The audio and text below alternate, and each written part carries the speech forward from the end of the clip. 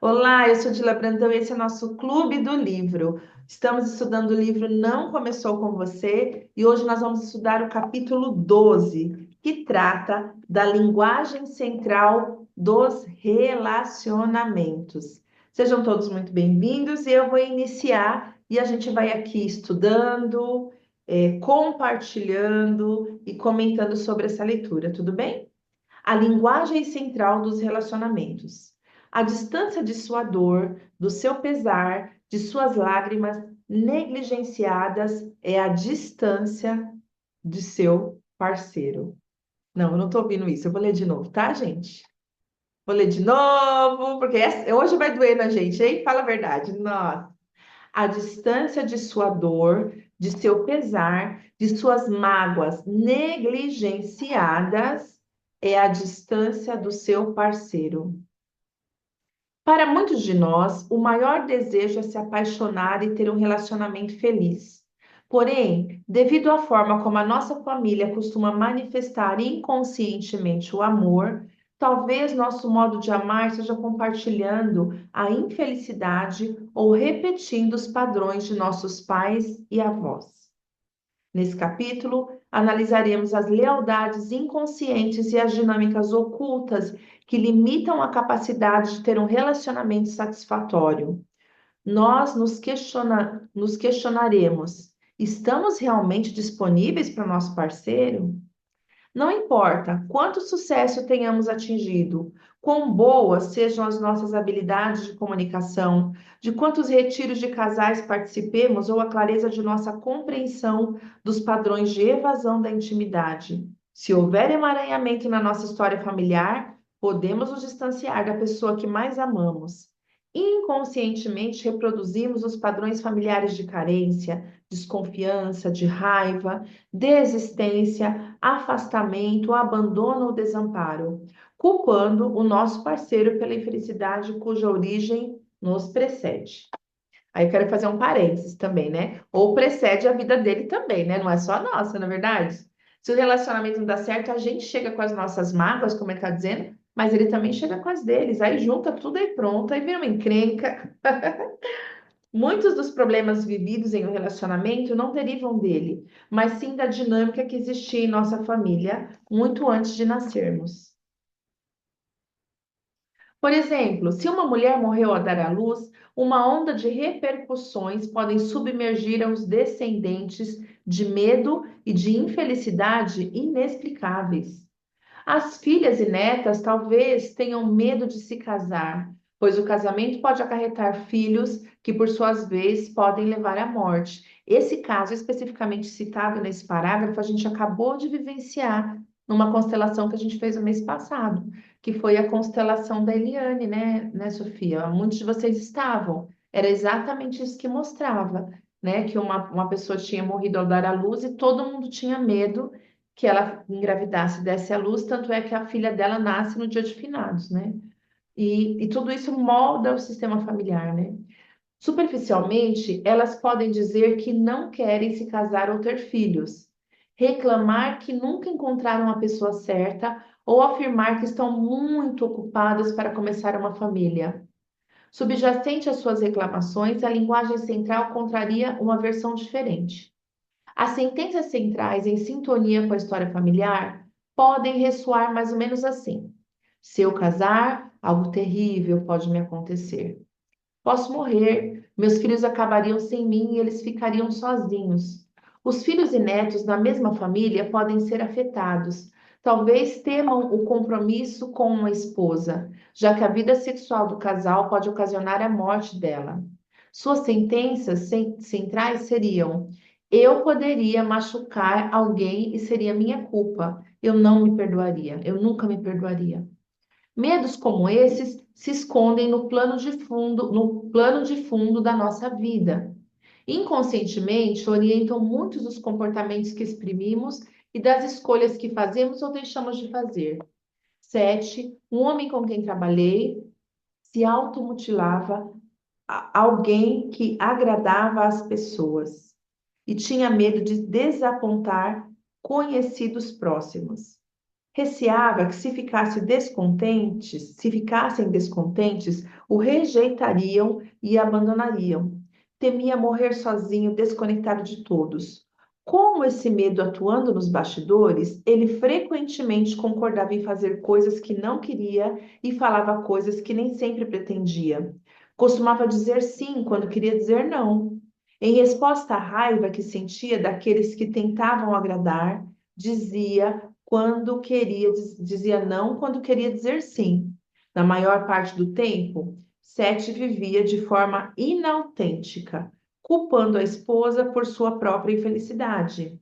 Ele terminou com ela na tentativa de escapar do padrão, mas apenas recriou com a sua parceira seguinte. Sete só conseguiu encontrar paz com uma parceira quando percebeu que os seus medos manifestavam nos seus relacionamentos. Você gostaria de ler, Sophie? Sim, É Dani e Dan e, Nancy. Isso. Dan e Nancy. Dan e Nancy, um casal bem-sucedido na faixa dos 50 anos, pareciam ter tudo. Dan, um CEO de uma grande instituição financeira, e Nancy, uma administradora de hospital, eram os orgulhosos progenitores de 3 filhos com ensino superior, todos em ótima situação. Com o ninho vazio, o casal tinha que enfrentar o fato de que as esperanças de uma aposentadoria feliz haviam diminuído. O casamento estava com problemas. Não fazemos sexo há mais de 6 anos, revelou Nancy. Vivemos como estranhos. Dan perdera o desejo sexual por Nancy anos atrás, mas não conseguia identificar exatamente quando. Ele queria continuar casado, mas ela, a essa altura, não tinha certeza. Ambos já haviam esgotado os caminhos do aconselhamento matrimonial, laico e do religioso. Analisemos suas dificuldades de relacionamento por meio da abordagem da linguagem central. O problema, a reclamação central. Observe a linguagem central da reclamação de Nancy. Sinto que ele não tem interesse em mim. Dan é distante na maior parte do tempo. Não recebo atenção suficiente e raramente me sinto conectada a ele, que sempre está mais interessado nas crianças. Agora, repare na linguagem central de Dan. Ela nunca está satisfeita comigo. Nancy me culpa por tudo. Ela exige mais do que posso dar.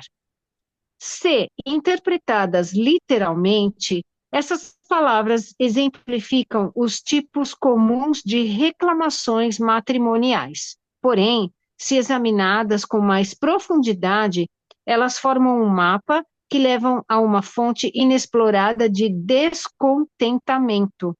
O mapa de Dan e Nancy os conduziu diretamente ao que não havia sido resolvido em seus sistemas familiares. Para encontrar o mapa de linguagem central de um problema de relacionamento, é preciso revisitar as 4 ferramentas, fazer 4 perguntas e ouvir atentamente o que é revelado.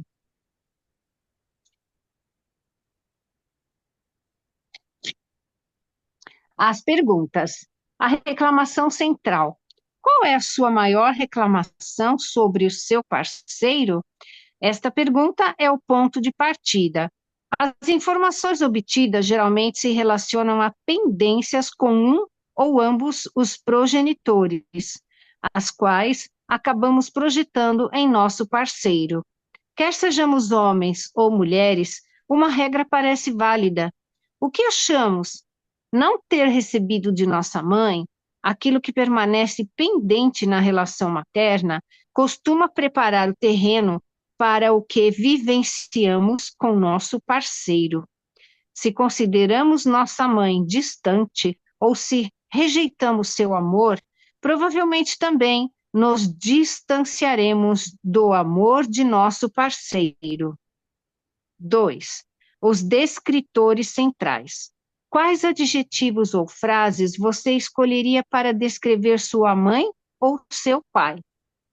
Com esta pergunta, procuramos lealdades inconscientes e formas de distanciamento dos nossos pais.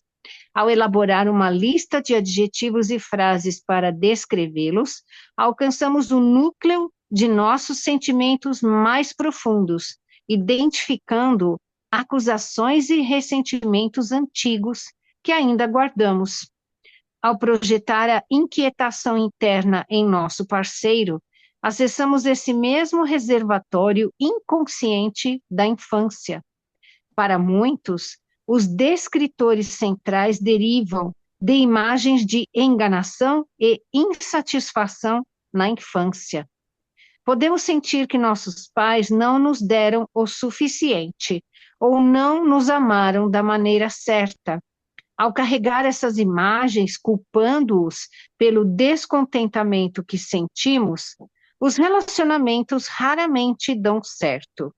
Veremos nosso parceiro por meio de uma perspectiva antiga e distorcida, já esperando que ele nos negue o amor de que precisamos.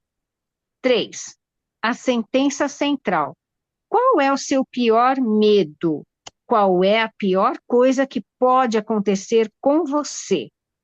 Como aprendemos no capítulo 8, a resposta dessas perguntas se torna a sentença central, o medo central que reverbera de um trauma não resolvido na infância ou na história familiar. A essa altura, você já deve saber sua sentença central. Como ela pode limitar seu relacionamento? Como ela afeta sua capacidade de se comprometer com um parceiro? Você é capaz de baixar a guarda quando está com ele ou se fecha devido ao medo de se magoar? 4. O trauma central. Quais tragédias ocorreram em sua história familiar? Como vimos nos capítulos anteriores, esse tipo de pergunta nos oferece uma lente sistêmica que possibilita a identificação dos padrões transgeracionais que afetam os relacionamentos, pois, com frequência, os problemas enfrentados por um casal têm origem na história familiar. Geralmente, o sofrimento conjugal e os conflitos de relacionamento podem ser detectados em um heredograma por várias gerações. Cada pergunta suscita palavras intensas e emocionalmente carregadas. Muitas vezes, o trauma familiar se manifesta na linguagem verbal, fornecendo palavras-chave significativas e pistas que levam à sua origem. Agora que temos a estrutura, analisemos parte da linguagem central de Dan e Nancy. Nos primeiros instantes da sessão, eles já tinham disparado acusações um contra o outro. Havia chegado o momento de ouvir as descrições de seus pais. Pausa só um pouquinho, tá bom? Tá. Então, o que que eu sugiro para nós, né? Nós todas. Porque esse capítulo acho que vai doer em todas nós, né? Na maioria de nós, né? Ele sugere 4 perguntas. Então, eu sugiro que a gente faça isso no individual. Oi, Maria Cleide, chegou agora. Oi, Paula. No individual, não precisa nem trazer aqui no grupo ou no Clube do Livro, se vocês quiserem, mas acho que no individual mesmo, ou no silêncio, sabe? Ou pega uma folha e divide em 4 partes, ou pega uma folha de sulfite e divide em 4 partes, porque ele faz 4 perguntas para a gente analisar o nosso relacionamento. A primeira é: qual é a maior reclamação do seu parceiro? Qual é a maior reclamação do seu parceiro? Então, assim, é só para a gente pensar aqui e fazer depois. Quais adjetivos ou frases você escolhe para descrever seu pai e sua mãe? Qual é o seu pior medo? A pior coisa que poderia acontecer com você? E quais estratégias ocorreram e quais tragédias ocorreram em sua história familiar? Que louco, né? Ele fazer esse tipo de pergunta para analisar o relacionamento de casal. Então, mas eu acho que para a gente ter experiência, aqui agora ao vivo, a gente está tendo o entendimento racional por conta do estudo. Mas eu sugiro que a gente faça mesmo as perguntas, responda as perguntas. E toda escrita terapêutica, ela precisa de um processo. Então, sentar num local silencioso, fazer uma respiração, beber uma água, se concentrar para responder as perguntas com o maior número, com maior possibilidade de entrega e clareza possível, tá bom? Mas vamos continuar aqui, porque agora ele vai descrever como que ele analisa esse relacionamento de casal sob essas respostas, tá? Eu só deixei aí uma sugestão para a gente fazer, nem que a gente faça só para a gente, analisa, depois rasga e joga fora, mas para ampliar a nossa consciência sobre os relacionamentos. Que nós trazemos dores que são do nosso sistema familiar e o parceiro também traz as dores dele. E aí, junta dor com dor, vira essas melecas aí que a gente vê de vez em quando. Tudo bem? Alguém mais gostaria de ler? Uhum. Não? Ninguém quer ler? Então, Sofia, muita coisa. Eu vou ler então para você descansar, tá, Sofia? Daqui a pouco você volta. Tá. Uhum. Eu estou colocando quem lê no PIN para vocês observarem aqui. Então, vamos analisar adjetivos e frases, os descritores centrais. Então, sem saber, Nancy descreveu a mãe quase da mesma forma que retratou o marido. Eita lasqueira, gente, presta atenção nisso. Se a gente não está fazendo a mesma coisa. Minha mãe era emocionalmente distante. Nunca senti conectada a ela. Nunca pude contar com seu apoio quando precisava. Sempre que eu tentava, minha mãe não sabia como cuidar de mim. As pendências maternas de Nancy pareciam cair diretamente sobre os ombros de Dan, que é o seu esposo. O relacionamento não resolvido de Nancy com a mãe não era o único fator que afetava o vínculo com Dan. Na família dela, todas as mulheres estavam descontentes com os maridos. Minha mãe sempre estava insatisfeita com meu pai, disse. Esse padrão também se manifestou na geração anterior. A avó de Nancy referia-se ao avô como aquele bêbado imprestável. Imagina o impacto que tal afirmação teve sobre a mãe de Nancy, tendo crescido alinhada com a própria mãe. Ela teria poucas chances de ser feliz com o marido. Como poderia se permitir ter mais? Mesmo se estivesse satisfeita em seu casamento, como poderia compartilhar essa felicidade com a mãe que sofreu tanto com o marido? Em vez disso, inconscientemente manteve o padrão e criticava o pai de Nancy. Gente, olha que louco isso, essa frase, esse trecho. Quero comentar com vocês. Ele fala assim: que ainda que ela fosse feliz com o marido dela, ela não se sentia à vontade de falar dessa felicidade com a mãe dela que sofreu no relacionamento. E isso, a gente está falando de relacionamento, mas quantas de nós aqui não experimentamos esse mesmo movimento com as nossas mães em relação a dinheiro, né? Em relação a sucesso, em relação ao nosso próprio relacionamento? É como se a gente tivesse. Depende, tá? Não são todos os casos, mas muitos casos. É como se a gente tivesse algo mais ou melhor que a nossa mãe, a gente tivesse que encolher um pouquinho porque a gente não pode ter tudo isso. Alguém já sentiu algo parecido? Né?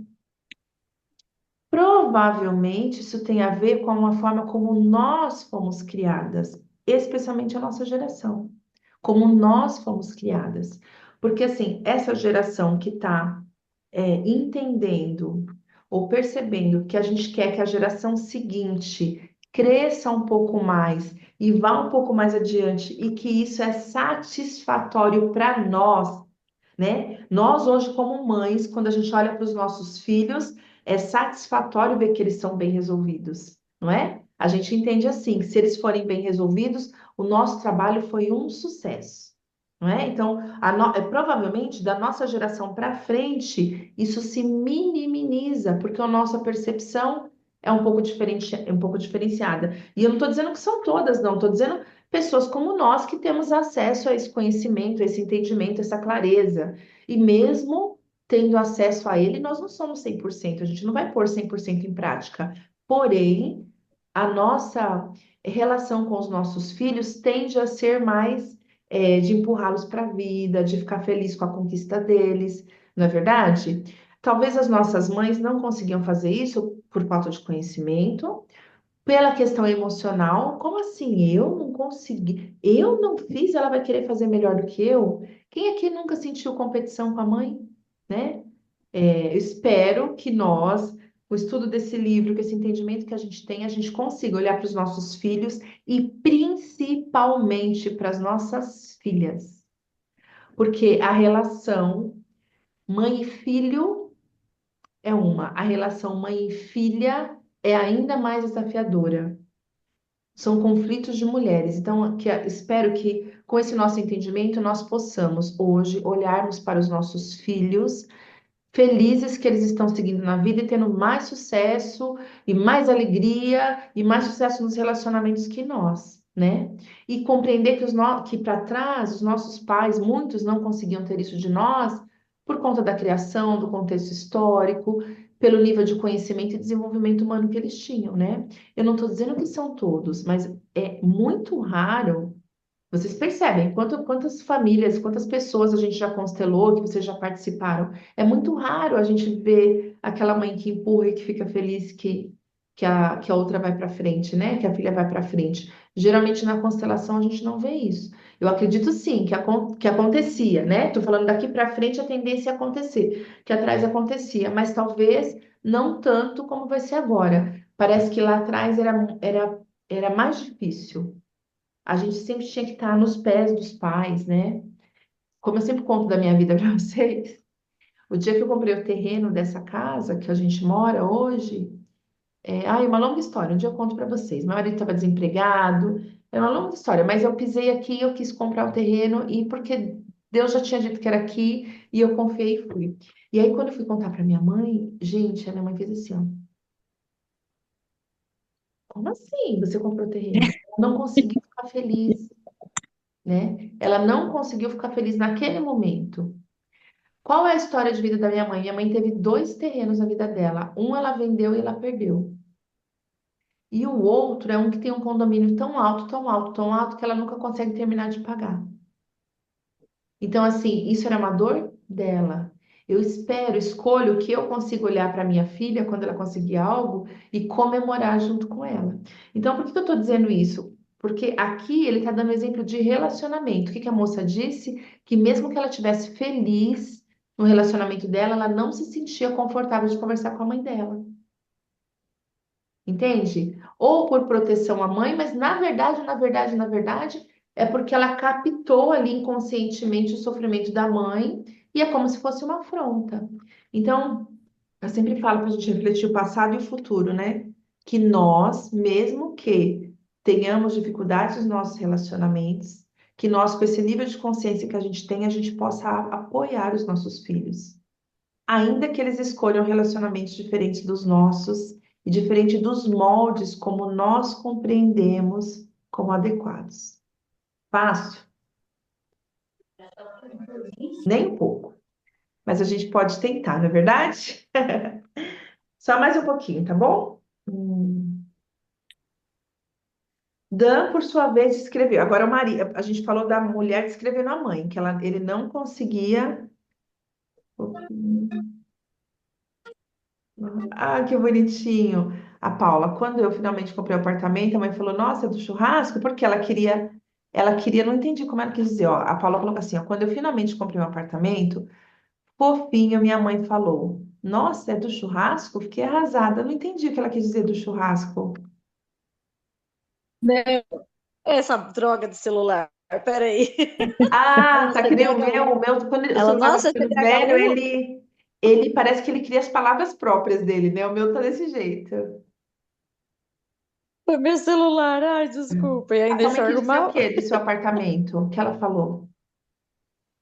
Ela depreciou, né? Ai, nossa, é do CDHU? Sabe? Porque Ah, CDHU é popular, né? Aí eu falei, porra, mãe, acabei de comprar um apartamento fofo. Conquistei o que há anos eu tô esperando. Aí ela botou pra baixo. Na hora que você falou da sua mãe, eu falei, meu, eu não posso deixar isso. É, mas, Na hora do mas, eu, na mas hora. qual que é a nossa intenção aqui da gente compartilhar as nossas experiências? É a gente compreender o tempo que nós estamos, como foi daqui para trás e que a gente não precisa fazer daqui para frente. É aquilo que eu Sim. falei, Paula, nós não somos perfeitas, não é porque a gente está estudando que a gente vai chegar lá e vai conseguir fazer totalmente diferente 100%, mas pelo menos que a gente tente ser melhor. Se um filho chegar com um carrão e falar, uau, que legal que você conseguiu, né? Se um filho conseguir algo que a gente não conseguiu, a gente vibrar junto, porque o sucesso deles é o nosso sucesso.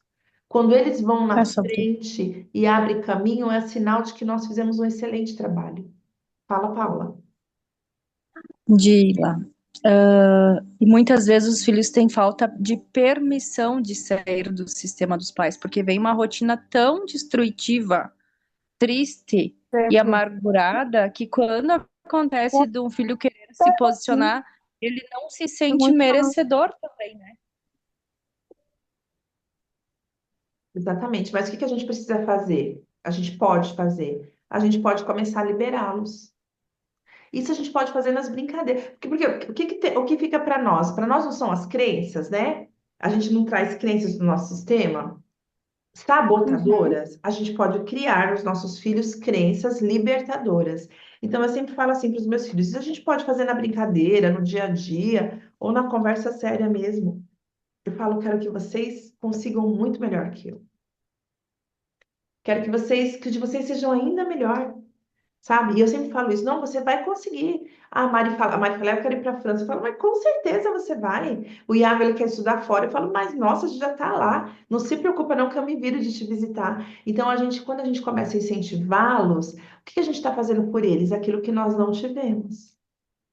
E aquilo que foi difícil para a gente conseguir, porque nós estávamos inconscientemente presos a essa dor do sistema, né, ou essa tensão do sistema, a gente está liberando eles. O que a gente está dizendo para eles? Vai para o mundo, filho. O mundo é teu. Você pode conhecer o que você quiser, você pode viajar para onde você quiser, você pode ter o do melhor. Isso fica mais leve para eles, tá bom? Quando a gente não tem filhos e não vai ter, como fica sistemicamente? Ah, uma excelente pergunta, Paula. Nós não, quando a gente não serve a vida com o filho, a gente serve a vida com o nosso trabalho, com aquilo que a gente faz. Então, por exemplo, às vezes a gente não sabe os motivos ou a opção, se foi uma opção ou foi um motivo, mas a pessoa não teve filho, não pode servir a vida. Ela pode servir a vida dela com um projeto, com um livro, com algo que ela coloca em ação, é servir a vida da mesma forma. Nem todo mundo vai ter o mesmo destino, entende? Nem todo mundo vai ter o mesmo destino. Cada um vai servir a vida do seu jeito. A gente fala de servir a vida ou de levar a vida adiante através dos filhos, que é a forma física que a gente vê e compreende que a raça humana continua movimentando. Mas existem muitas outras formas de servir a vida. Muitas mesmo, tá bom? O seu trabalho, as suas ações, os seus projetos, criar algo, tá? Gestar algo, né? Que nem a gente, vocês sabem da luta que eu tô com os livros, né? Mas assim, pôr um livro, criar um livro, a gente chama de filho o livro. E esse filho que eu estou gerando, ele tá um parto forceps, tá difícil para sair, porque é algo que eu crio e eu entrego para o mundo. Então, tudo aquilo que você cria e você entrega para o mundo simboliza a sua gestação. Você gestou, você criou um projeto, um livro, algo que você cria, algo que você inventa, algo que você transborda para o outro, entrega para o outro. Entra como filho. A gente chama mesmo quem não é sistêmico, as editoras que não são sistêmicas, eles chamam os livros de filho, sabia? Achei engraçado, né? Quem é sistêmico eu consigo compreender, porque é algo que você cria e entrega para o mundo. Mas editoras não sistêmicas também chamam os livros de filho. É muito comum a gente chamar, o filho está saindo, o filho vai nascer, é o livro. Que nome a gente vai dar para o filho? Coloca assim, porque é um movimento de algo que você está entregando para o mundo. E aí, quando sai de você e você lança, ou seja, você entrega para o mundo, você já não tem mais controle. Ele não volta para você. É algo que você entregou para o mundo, ele foi para o mundo. O rumo que ele vai tomar não te pertence mais. E assim pode ser projetos, propostas, coisas que você cria e você coloca a serviço da vida no mundo. Tudo bem? Ficou claro? E eu tenho uma pergunta que eu acho que vocês vão achar mais estranho. E sobre pets e plantas? Tem gente que não tem filhos e ama plantas. Ou cria um bichinho também. Aí, você é meio um pouquinho crítica nisso. A gente precisa avaliar duas coisas. É, porque daí eles dizem assim: ah, mas não sei o que, eu não quero ter filhos, mas o meu filho é um cachorrinho. Mas aí são Sistematicamente, como movimentos isso diferentes, fica? ó. É o movimento oposto do movimento que eu respondi para Paula. Para Paula eu respondi assim, ó. Eu não tive filhos Uhum, sim, para sim, levar a eu sei vida que é o oposto, mas eu adiante. fiquei com essa pergunta. Sim, e eu Uhum, criei algo para o mundo, né? Um trabalho. Eu criei algo, eu uhum, fiz algo de sim, para significativo desenvolver.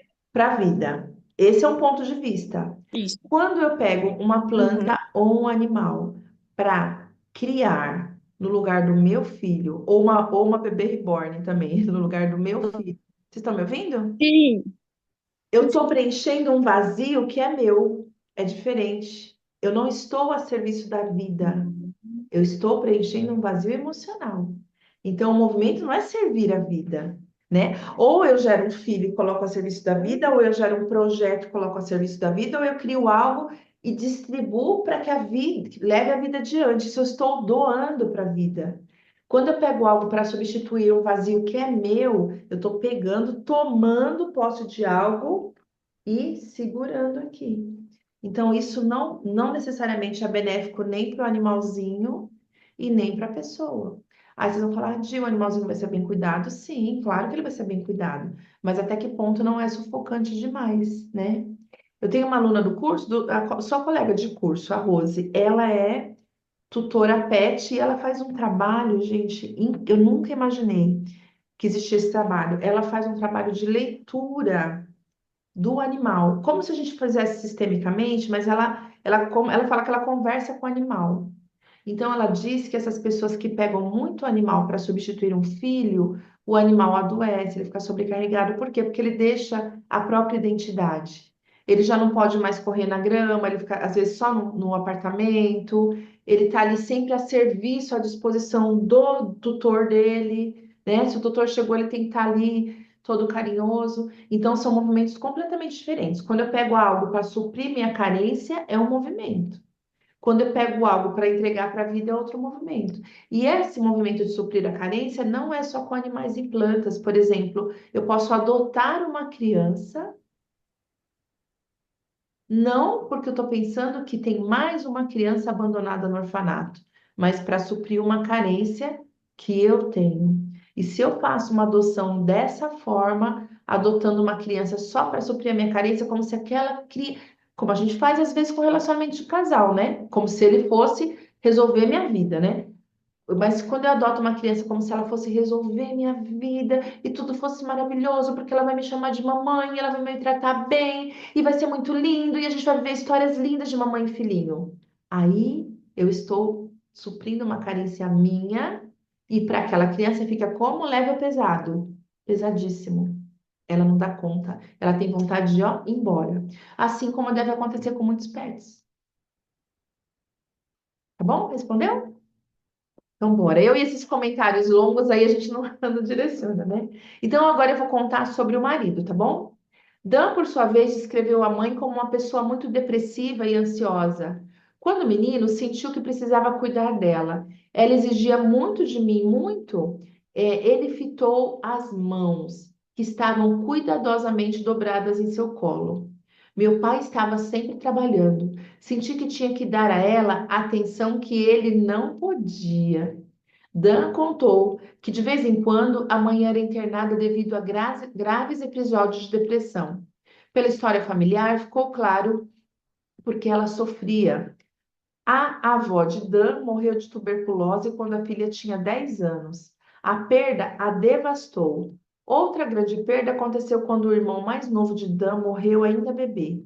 Nesse ponto, a mãe foi internada por 6 semanas e recebeu tratamento de choque. Ele tinha 10 anos na época. Para piorar a situação, Dan se sentia distante do pai, descrevendo como fraco e inútil. Meu pai não era capaz de ser um homem para minha mãe. Ele ainda retratou o pai, um trabalhador ucraniano, imigrante, como sendo de classe social mais baixa do que a da mãe.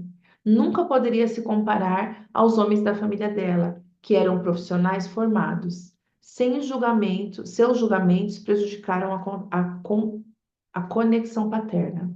Sem querer, quando um homem rejeita o pai, ele se distancia da fonte da masculinidade. Já aquele que admira e respeita o pai costuma sentir à vontade com a sua masculinidade e é mais provável que imite as características paternas. Em um relacionamento, isso pode se traduzir na facilidade com seu com comprometimento, responsabilidade e estabilidade. Ao mesmo tempo, se aplica às mulheres, aquelas que ama e respeita a mãe geralmente fica à vontade com a sua feminilidade, tem maior probabilidade de expressar admiração materna em seu relacionamento. Dan também se distanciara do pai por outro motivo. Ele assumira o papel de confidente da mãe e involuntariamente invadiu o território pertencente ao pai. Não escolheu sua situação de forma consciente, mas sim, como muitos meninos que sentem a necessidade da mãe, achava que era sua responsabilidade cuidar dela. Ao fazê-lo, ele podia sentir sua alegria da mesma forma, seu retraimento quando o pai estava por perto. Sentindo-se preferido pela mãe, Dan aprendeu a se sentir superior ao pai. Como se olhasse para ele e falasse assim: você não dá atenção para minha mãe, eu dou. Você não faz, eu faço. Ele até mesmo absorveu o sentimento de desaprovação da mãe em relação ao pai. Ao rejeitá-lo, Dan não apenas se desconectou da sua masculinidade, mas inconscientemente preparou o terreno para repetir uma dinâmica semelhante em seu casamento com Nancy. Assim como o pai, tornou-se um marido fraco e inútil. Percebam, as palavras que ele usava em relação ao pai dele, ele repete.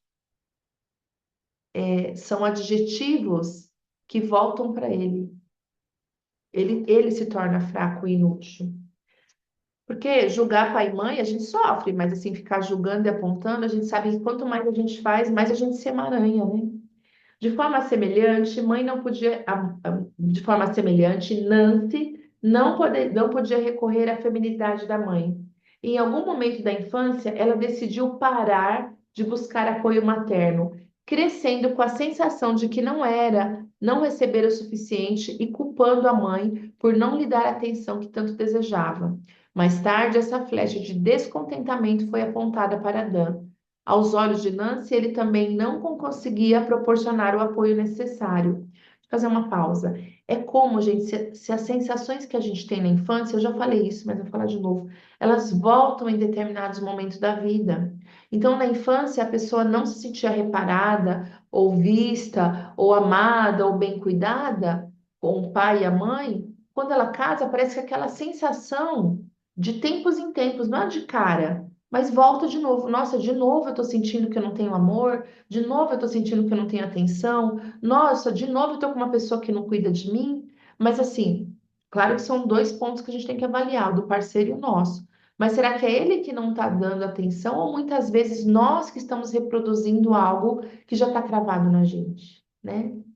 Ah, ele não me dá atenção. Às vezes não é nem isso. Às vezes a nossa sensação é tão grande de que é tão interna que a gente sente dessa forma. Então a gente pode perceber que em vários estágios da vida a gente vai ter isso. Então se a gente pega uma pessoa que não teve amor da mãe, né, não se sentiu amada pela mãe, no casamento ela vai reproduzir e vai dizer que não é amada pelo marido. Aí depois ela tem filhos, aí ela vai dizer que os filhos não dão atenção. Aí depois esses filhos casam e têm filhos, aí ela vai dizer que os netos nunca vêm dar atenção para ela. Porque na verdade, qual é a sensação interna dela? Eu nunca recebo atenção. Lembra que eu disse para vocês da primeira infância, da fase entre 7 até 9 anos no máximo? Parece que ali a gente gera como se fosse a marca do que a gente vai viver ao longo da nossa vida, né? De tempos em tempos aquelas sensações voltam. Então, por isso que se a gente tiver consciência, tiver possibilidade, fazer diferente pelas crianças de agora, né?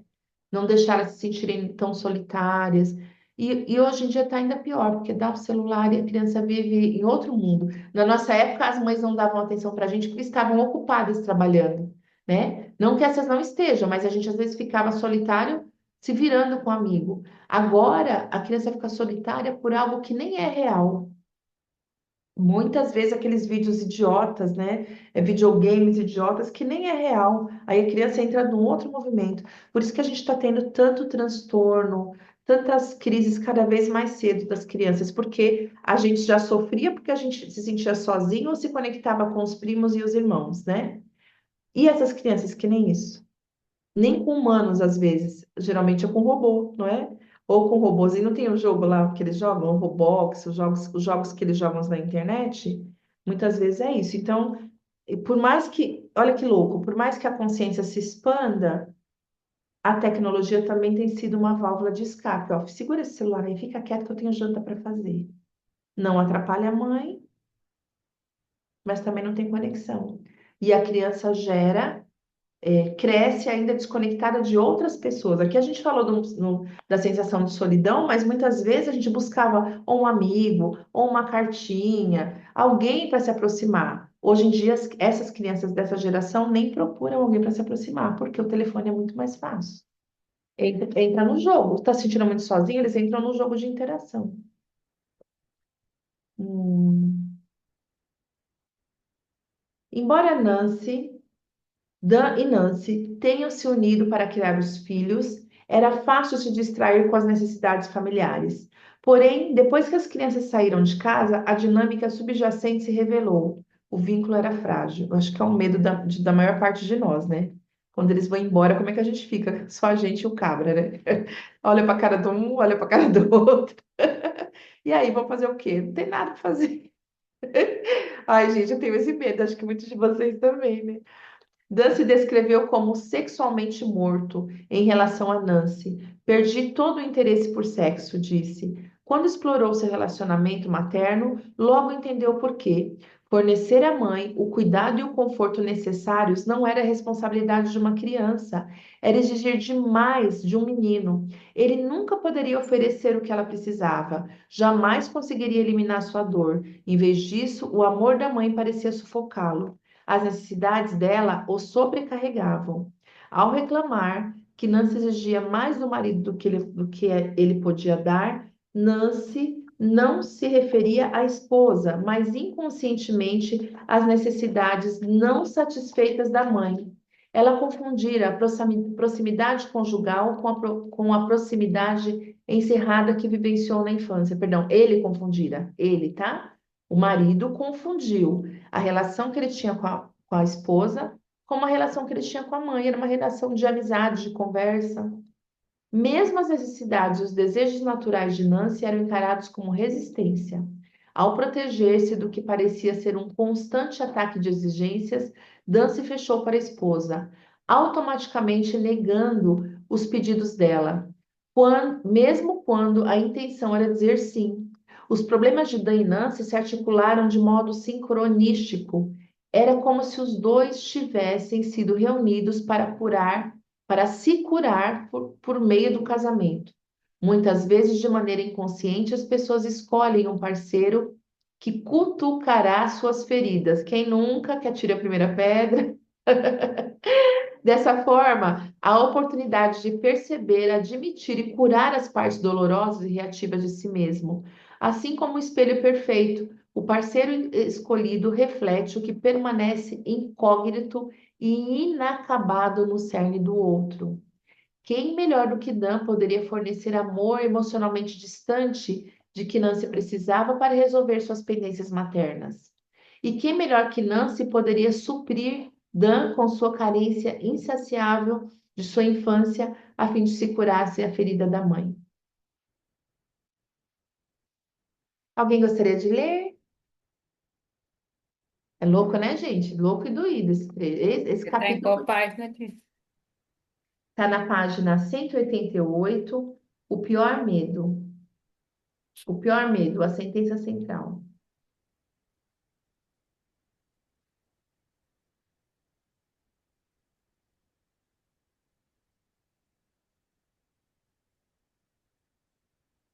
Ela especificou seu pior medo, perder a esposa. Meu maior pesadelo é perder a pessoa que mais amo. Temo que Nancy morra ou me deixe e eu tenha que viver sem ela. Na geração anterior, o eco dessa sentença central foi dolorosamente sentido quando, aos 10 anos de idade, a mãe dele perdeu a própria mãe. Ela reviveu a experiência de perder a pessoa que mais ama, quando seu bebê recém-nascido morreu. Essas perdas se refletiram no maior medo de Dan, embora ele carregasse esse receio. Na verdade, era a mãe quem fora obrigada a viver sem as pessoas que mais amava. Dan logo reconheceu que a origem de sua sentença central era ela.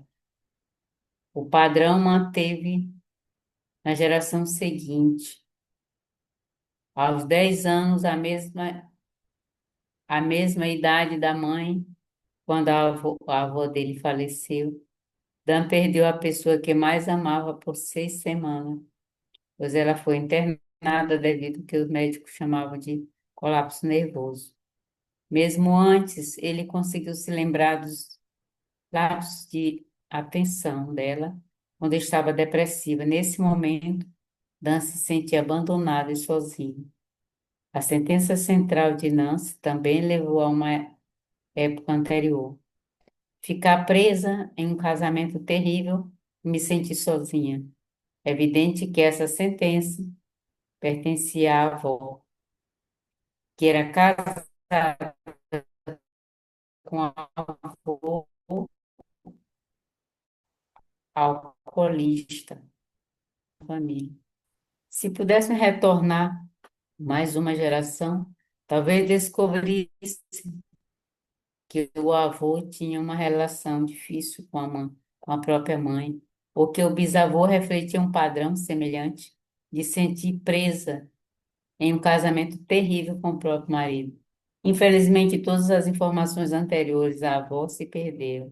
É provável que em cada geração encontrássemos uma garotinha desconectada da mãe ou criada por pais desconectados um do outro.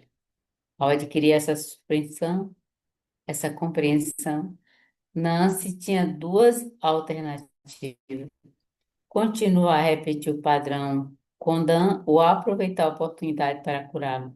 Ela estava pronta para a segunda opção.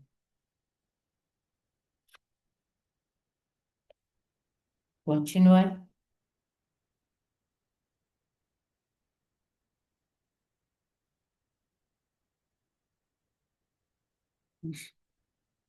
Está com o áudio fechado, Kira. Pode continuar a história familiar.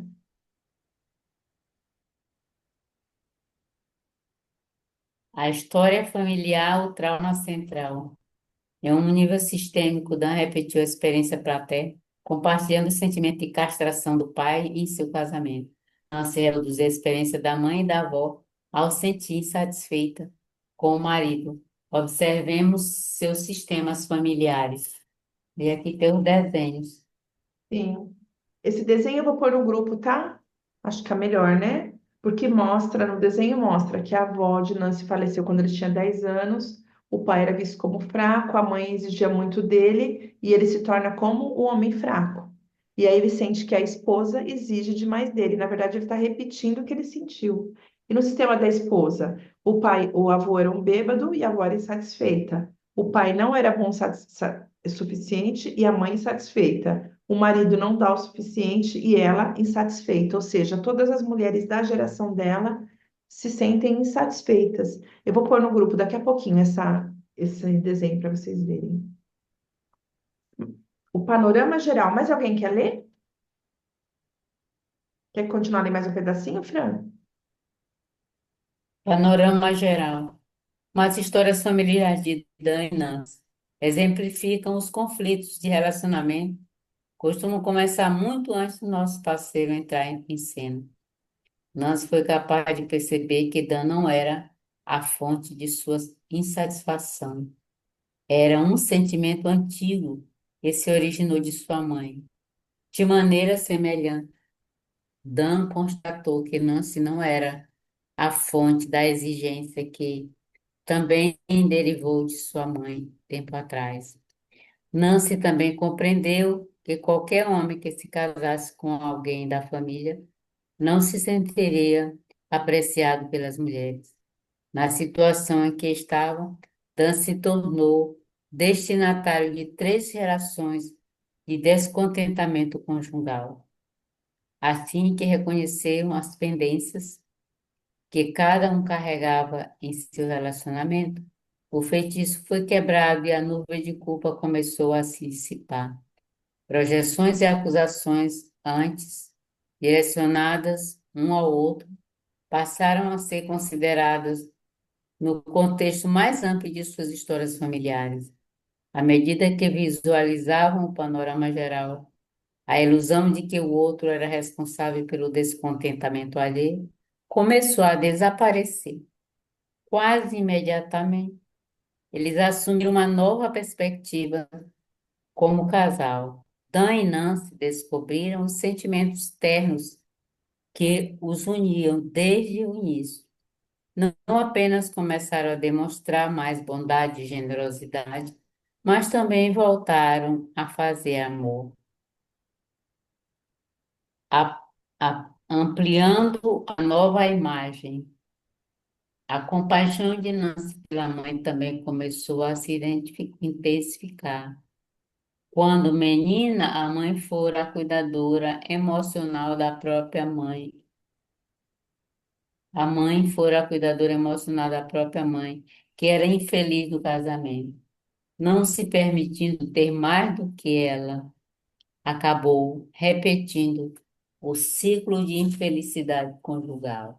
É o que eu citei de exemplo agora há pouco, né? E vocês percebem que quando uma criança cuida dos pais, é muito danoso para essa criança, né? Ao longo da vida dele, parece que ele vai repetir o mesmo padrão, porque o lugar de criança é qual, gente? É ser criança. O lugar de criança é brincar, é ser feliz, é errar, é aprender a ler, escrever, é viver a vida dele. Esses pais que cuidam, essas crianças que cuidam de pais depressivos, que o pai é alcoólatra e a criança quer proteger a mãe, essas crianças acabam reproduzindo o sofrimento dos pais na vida deles, porque eles não têm infância, não desenvolve a própria autonomia da vida, sabe? Parece que só reproduz, né? Esse é um caso que a gente está vendo aqui, e quantos outros casos a gente não vê nas constelações ou nos atendimentos também, né? Eu vou continuar essa página aqui, tá? 192. Alguém quer ler mais um pouquinho? Daqui a pouco eu volto para vocês de novo, para a Sofia e para a Fran. Então, página 192. Nas memórias mais antigas de Nancy, a mãe parecia distante e apática, e o que a fez sentir rejeitada. No entanto, ao assimilar o conjunto de sua história familiar, começou a enxergá-la com novos olhos, sentindo que, mesmo com a distância, ela lhe dava o que podia.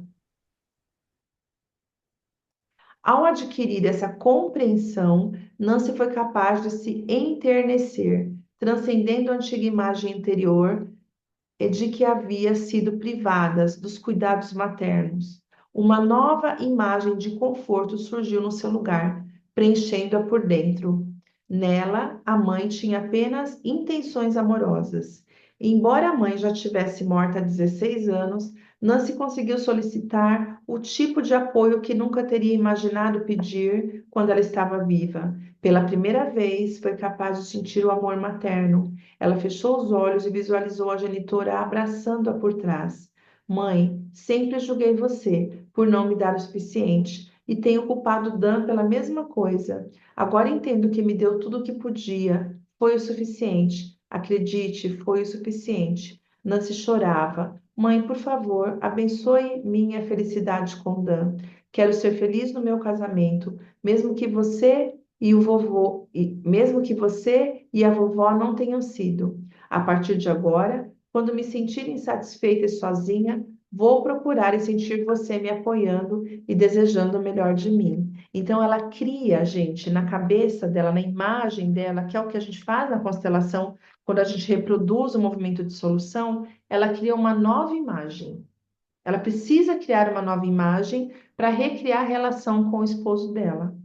Se a gente, como eu disse no exemplo, a gente já ensina os nossos filhos desde pequeno que eles podem mais e melhor, ensina eles que eles são livres, que eles podem ser felizes, eles não têm que passar por esse sofrimento para ter a necessidade de recriar, né?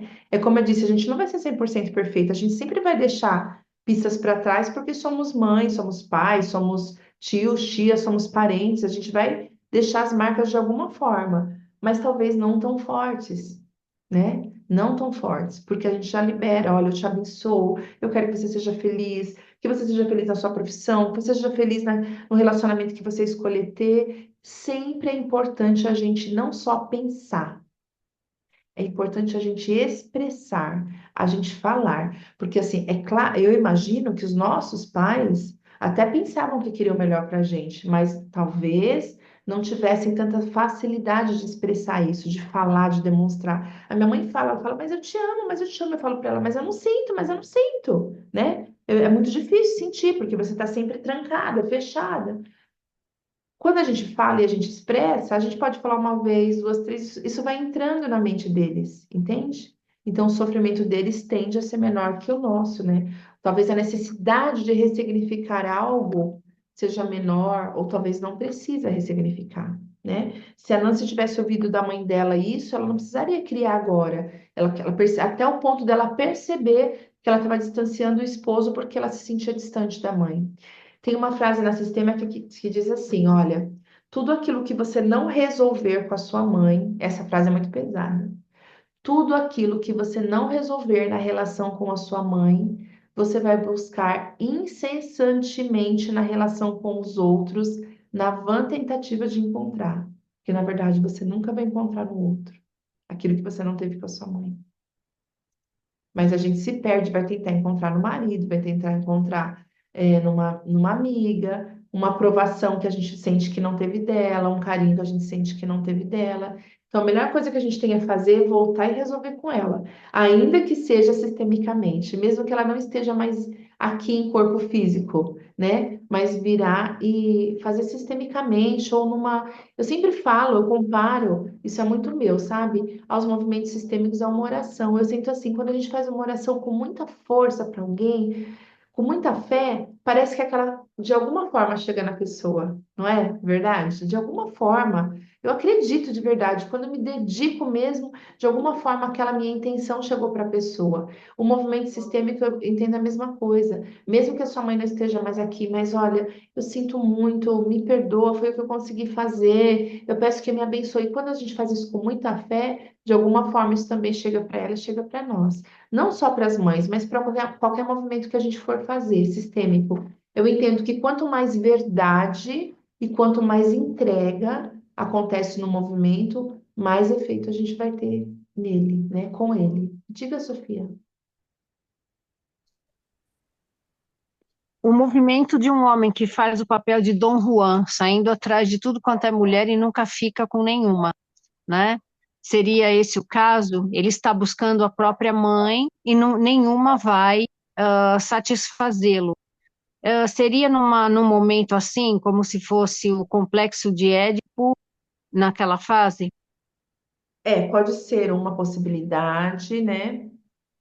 Outra possibilidade, engraçado, eu não sei se você pensou alguém específico, porque me veio na minha cabeça sim, mas talvez ele também esteja tentando resolver a relação com o pai, né? Talvez ele sentiu algo errado como pai.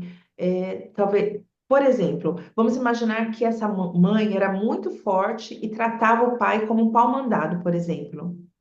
E aí esse homem julgava o pai, não um exemplo diferente, não em relação à mãe, julgava o pai, porque ele era pau-mandado, porque ele só fazia o que a mulher quisesse, porque ele era um boca aberta, um mole, como o pessoal fala, né? E talvez ele esteja de tanto julgar o pai, ele quer mostrar que ele é o quê? Machão, que é ele que manda nas mulheres, entende?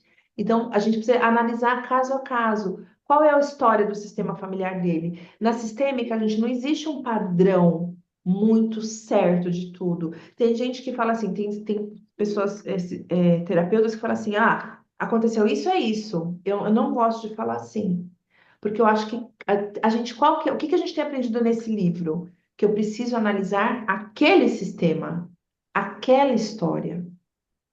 Tende a apontar para relacionamentos vazios com a mãe, ou talvez uma necessidade de se mostrar superior ao pai.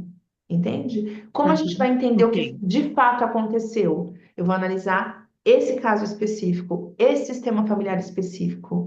Se houve alguma morte, Uhum. se houve algum avô que por algum motivo perdeu lá as suas posses e ficou dependente das mulheres, entende? Cada sistema é um sistema, tá? Mas o que eu trago Uhum. para vocês, assim, são possibilidades, pistas que a gente pode avaliar, Tá, tá, obrigada. ok? Vamos um tiquinho mais. Um tiquinho mais, aí a gente vai ter. Esse capítulo é muito longo. A gente vai ter que continuar ele na semana que vem. Então, eu vou terminar essa página aqui e a gente termina a semana que vem. Ele é longo, mas ele é muito interessante, né? Porque ele fala muito do relacionamento de casal. Acho que é um assunto que interessa muito, né? E que vem muito nas constelações, tá? Para quem vai atender, quem é terapeuta, quem vai ajudar famílias, isso aparece muito. Embora a mãe já estivesse morta há 16 anos, né? Nancy conseguiu o apoio, imaginando ela, como eu falei. Ela fechou os olhos, visualizou a genitora abraçando, já li também essa parte, né? Nas semanas seguintes, Nancy colocou uma fotografia da mãe ao lado da cama e a visualizou abraçando à noite, enquanto adormecia. Imaginou-se acalentada, recebendo todo o amor de que precisava. Me perdi todo o amor que precisava. E acolhendo aquilo que não tivera na infância. Envolvida pelo amor materno, ela poderia recorrer ao marido de uma maneira totalmente nova. Da mesma forma, Dan visualizou uma conversa com a mãe falecida. Mãe, quando eu era pequeno, achava que tinha que cuidar de você. Fiquei ressentido com isso. Não percebemos que eu tentava compensar a perda de sua mãe quando você era uma garotinha, um fardo pesado demais para mim. Não à toa que eu me considerei insuficiente. Nenhum menino poderia compensar uma perda dessa. Então a gente retorna na página 193. Deixa eu ver se dá para a gente ter uma pausa aqui.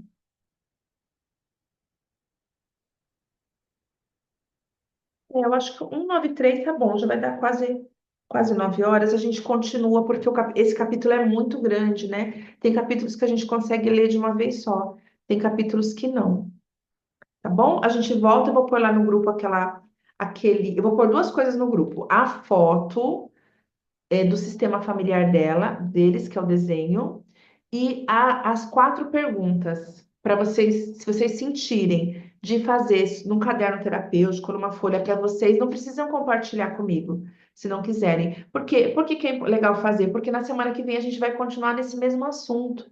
Então, talvez a percepção de vocês em relação à maneira como vocês se comportam e do parceiro também pode trazer tecidos, né, movimentos para a gente sentir aqui e para a gente continuar aqui. Tudo bem?